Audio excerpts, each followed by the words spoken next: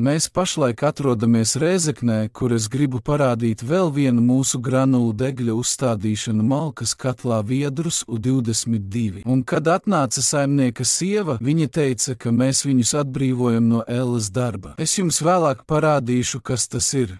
Tā bija malka, tātad 5 automašīnas malkas, maksāja 280 eiro par mašīnu, aptuveni 20 steri, un tādējādi 1400 eiro kopumā izmaksā apkuras sezona par malku, bet saimniekam sāp mugura un nav neviena, kas sakārtotu šīs malkas, tāda lūk situācija. Un par granulu patēriņu 150 kvadrātmetru mājai vidēji mēnesī sanāk 750 kg. Tātad nepieciešams 5 tonnas apkuras sezonā. Pašlaik noliktavā mums ir 216 eiro par tonu. Tātad apkuras sezonā izmaksā aptuveni 1080 eiro par granulām,